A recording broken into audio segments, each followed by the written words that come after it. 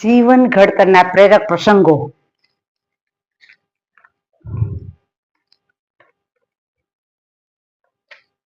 આપણે વાર્તા આવ્યા છીએ 24મી. 23મી નુકસાન ભરપાઈ કરી દેવું એ આવી ગયું, કરવું પડે. તો 24મી વાર્તા આવ્યા છીએ. મનને મેલ ન લાગે તે જોજે. જો કેટલું મસ્ત, કેટલા થડ છે? 6 થડ છે. મન ને મેલ ના લાગે તે જોજે. મનને મેલ ના લાગે તે જોજે. કેવું મસ્ત કહે છે. જો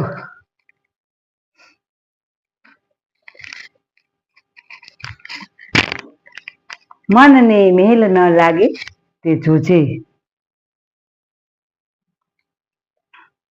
કવિ બોટાદરે પેલી કવિતામાં ગાયું છે ને, મીઠા મધુને મીઠા મેહુલારે લોલ, એથી મીઠી તે મોરી માત રે. મીઠા મધુને મીઠા મેહુલારે લોલ, એથી મીઠી તે મોરી માત જો. જનની જોડ સખી નહીં ચડે રે લોલ. જનનીની જોડ સખી નહીં મળે રે લોલ, નહીં ચડે રે લોલ. જો કેટલી આગળ નીકળી, કેવી મસ્ત છે. જો સાની ગુરુજીમાં પણ એવી અજોડ હતી એનું વહાલ.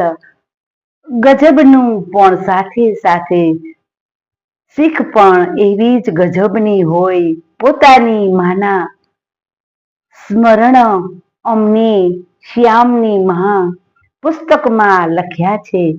એમની શ્યામની મહા પુસ્તકમાં લખ્યા છે. એ એક વખત નાના શ્યામે નાહીને હઠ લીધી અને મારું શરીર લૂછી નાખ. એક વખત નાના શ્યામે નાહીને હઠ લીધી, મારું શરીર લૂછી નાખ. માએ તો સાદલાના છેડાએ શરીર લૂછી આપ્યું. પછી કહ્યું, જા દેવના ફૂલ ઉતારી નાખ. જા દેવના ફૂલ. એની માએ એના સાદલાનો પાલવ હતો, એનાથી એનું શરીર લૂછી નાખ્યું. અને પછી કહે છે કે જા દેવના ફૂલ ઉતારી નાખ, એટલે ફૂલ ઉતારીને આવ. અરે શ્યામ બોલ્યો, મારા તળિયા ભીના છે. અને શ્યામ બોલ્યો કે મારા તળિયા ભીના છે, એને માટી ચોટશે તો મારા તળિયા લૂછી નાખ. એને માટી ચોટશે તો મારા તળિયા લૂછી નાખ. અને ભીના છે તેથી શું થઈ ગયું? ભીના છે તેથી શું થઈ ગયું? સાના વડે લૂછું? માએ કહ્યું, તારો છેડો હું સાનાથી લઉં. એની માએ ને કહે છે કે હું સાનાથી લઉં. મને તારો છેડો નાવણિયા પર પાથર ને. તારો છેડો નાવણિયા પર પાથર, હું સાનાથી લઉં. એની ઉપર પગ લૂછી નાખીશ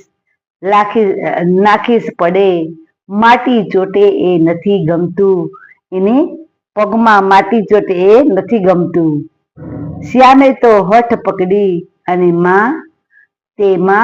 એણે તો શ્યામને એ લાડ પણ કરાવ્યા.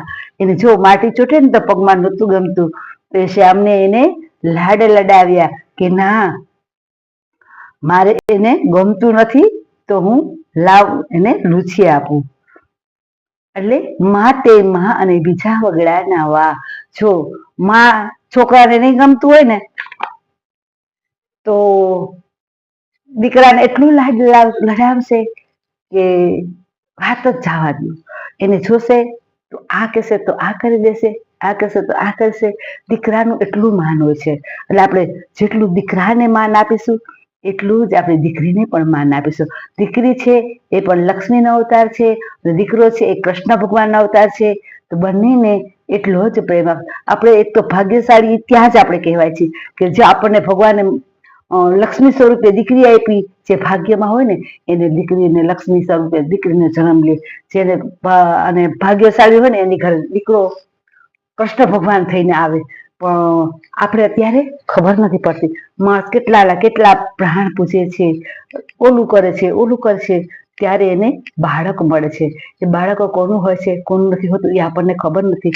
પણ ભગવાને તમે જેને દીધું છે તેને હસતા હસતા પ્રેમથી વધાવો. પછી શ્યામ ઘરમાં જઈને દેવના ફૂલ ઉતારવા લાગ્યો તો માં આરતી લઈ અને આવીને બોલી. શ્યામ માં આરતી લઈ આવી અને બોલી, શ્યામ પગને માટી લાગે નહીં તે માટે આટલી બધી ચીવટ રાખે છે. તારા પગને માટી ના લાગે એટલા માટે તો આટલી બધી ચીવટ રાખે છે, એમ એની માં કહે છે.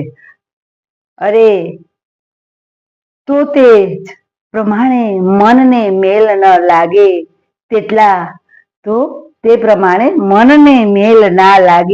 તેટલા માટે પણ ચીવટ રાખજે. બેટા તું જેટલી પગને માટી ના લાગે એટલી ચીવટ રાખે છે, એટલી જ ચીવટ તું તારા અંદર મેલ ના લાગે તારા હૃદયમાં એને પણ ચીવટ રાખજે. તારા હૃદયના પેટમાં મેલ ના ચડે એની પણ ચીવટ રાખજે. જેટલી તું પગના સળિયામાં માટી ચોટે ને એટલી ચીવટ તું રાખશે. એટલી બીજી વાર બોલું છું, અમુક શબ્દ આપણે સમજ્યા જેવા હોય છે.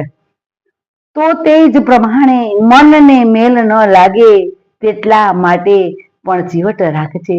બેટા મનમાં પણ મેલ ના લાગે એની પણ ચીવટ રાખજે. જેમ તું તારા પગના તળિયાની ચીવટ રાખસ એટલી જ ચીવટ તારા અંદર મનને મેલ ના લાગે તેટલા માટે પણ ચીવટ રાખજે. દેવને પ્રાર્થના કર કે હંમેશા શુદ્ધ બુદ્ધિ આપે. તું પ્રભુને પ્રાર્થના કર કે હંમેશા મારી બુદ્ધિ સારી આપે, સ્વસ્થ આપે અને સરળ આપે. કે હું કોઈ દિવસ અવળે રસ્તે ના જાઉં, મારામાં સારા વિચાર આવે, હું કોકને બે શબ્દો સારા વિચાર આપી શકું એવી મને બુદ્ધિ આપ. ભગવાનને પ્રાર્થના કરે છે. જો એટલે માએ કીધું એટલામાંથી એને બધું સમજાઈ ગયું. એટલે કે ભગવાન પાસે તું પ્રાર્થના કર કે હંમેશા હું શુદ્ધ બુદ્ધિ આપે, મને સારી બુદ્ધિ આપે. ન અવળે રસ્તે જાઉં, ન ખરાબ વિચાર આવે, ન ખરાબ સંસ્કાર આવે, એવા મને સારા વિચાર આપે. જો કેવું સરસ, થોડુંક નાનું કદ છે પણ કેટલું કહી ગયું છે. અને એવી રીતના તો આપણે આ વાર્તા સંભળાવશું તો આપણા બાળકને પણ સારા વિચાર, સારા સંસ્કાર અને મળશે એવી તમને મારી નમ્ર વિનંતી છે. તો તમારા બાળકોને ખાસ તમે જીવન ઘડતરના પ્રેરક પ્રસંગો હરેક જેટલી હું વાર્તા વાંચું એટલા બધા એકથી એક મગજમાં ઉતાર્યા જેવા છે. તો તમે ખાસ તમારા બાળકોને વાંચાવો એવી મારી નમ્ર વિનંતી છે બધાને. કે તમે વડીલો બધા ફેમિલી સાથે વાંચો એવી મારી નમ્ર વિનંતી છે. કે એથી કરીને આપણા બાળકો છે કોઈ દિવસ અવળે રસ્તે ના જાય, અવળી લાઈન ના પકડે. વાર્તા વાંચશે તો તમારા બાળકોને સારા વિચાર, સારા સંસ્કાર મળશે એવી મારી નમ્ર વિનંતી છે બધાને. જય શ્રી